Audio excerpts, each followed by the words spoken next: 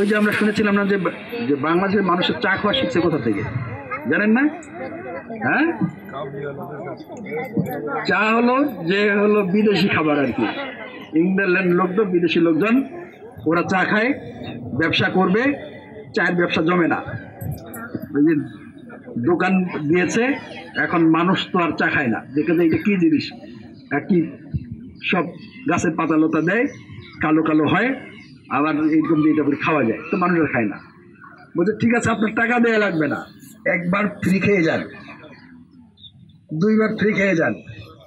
Free খাইতে খাইতে এখন বাজারে এমন মানুষ যায় চা নাকি বাসায় ফিরে। হ্যাঁ, এখন দেশের যে চা উৎপাদন হয় এইটা দিয়ে আমাদের হয় না, আমাদের কি করতে হয়, বিদেশ থেকে চা নিয়ে আসতে হয়, ভালো ভালো ব্র্যান্ডের চা নিয়ে আসতে হয়। চায়ের এখন কোয়ালিটি বের হয়েছে, বুঝছে না?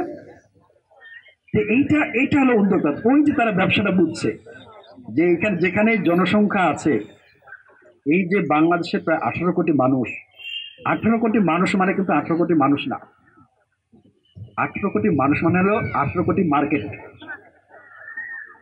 18 কোটি মার্কেট না, 18 কোটি মানুষ কি না খেয়ে আছে?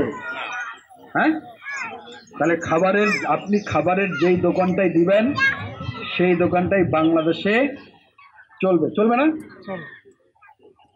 আগে একটা বাজারে একটা চায়ের দোকান ছিল, এখন যত চায়ের দোকান দেয়, কোনো চায়ের দোকান বন্ধ থাকে? প্রথমে তার যে ক্যাপাসিটি আছে সেটা থেকে, তার চিন্তা থেকে শুরু করতে হবে। তার চিন্তা যদি শুরু করতে পারে, বাকি যে সাপোর্টগুলো আছে, সহযোগিতাগুলো আছে, সরকারের যেই ডিপার্টমেন্ট যেই সাপোর্ট আছে সেই সাপোর্ট সে পাবে। এইরকম এই 1000 টাকা, 700 টাকা, 800 টাকা, তারপর কি সময় মতো পাওয়া গেছে? সময় মতো পাওয়া যায়নি। সময় মতো পাইলে কিন্তু অনেক ধান টান আমাদের ক্ষতিগ্রস্ত হতো না। তো সমস্যা দুই জায়গায়। আমরা যখন শ্রমিক খুঁজি, মানুষ খুঁজি, তখন মানুষ পাই না। আর মানুষটা বলে কি বলে, আমরা কাজ পাই না। এইখানে সমস্যাটা আছে। তার মানে আমাদের কাজের সাথে যে মানুষগুলো যেই কাজ করতে চান সেই ধরনের কাজ পায় না, তাই না? এখন কোন ধরনের বেকারের সংখ্যা বেশি? যে ছেলে মেয়েগুলো কলেজ থেকে পাশ করছে, বিশ্ববিদ্যালয় থেকে পাশ করছে, তারা এইরকম পাশ করে বের হয়েছে কিন্তু চাকরি খোঁজে। এখন সারা বাংলাদেশে আমরা সরকারি বেসরকারি মিলে আমরা চাকরি দিতে পারি হলো, মনে করেন যে 4 লক্ষ, একেবারে এনজিও থেকে আরম্ভ করে সরকারের সর্বোচ্চ চাকরি পর্যন্ত।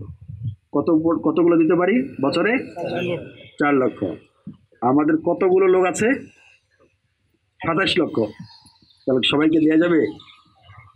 হ্যাঁ, সবাইকে দেওয়া যাবে না।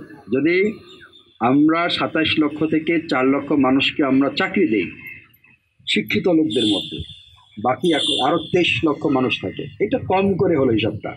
তাহলে ওই মানুষটা কালের কণ্ঠে বোধহয় কয়েকদিন ধরে খুব নিউজ হচ্ছে যে বেকার লোকের সংখ্যা বেড়ে, পত্রিকায় এটা খুবই লেখালেখি হচ্ছে যে 1 বছরে বেকারের সংখ্যা বেড়েছে 3,26,000।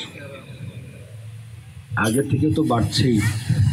সব মিলায় আমাদের দেশে এই মুহূর্তে বেকারের সংখ্যা প্রায় 27 লাখের মতো। বেকার কাকে বলি? বেকার হলো যেই লোকটা কাজ করতে পারে, কাজ করার শক্তি আছে, সপ্তাহে 1 ঘন্টার জন্য কাজ পায় না, সে সপ্তাহে 1 ঘন্টার জন্য সে কাজ খুঁজে পায় না, তাকে বলি বেকার। তো চিন্তা করা যায় যে 7 দিনে 1 ঘন্টা একটা কাজ খুঁজে বেড়াচ্ছে, তাকে একটু কাজ দিতে পারছি না। এটা যেমন একটা দিক। আরেকটা দিক হলো, আমরা যদি এখন এই যে বোরো কাটা গেল না, ধান কাটা, একজন শ্রমিকের মূল্য কত? হ্যাঁ,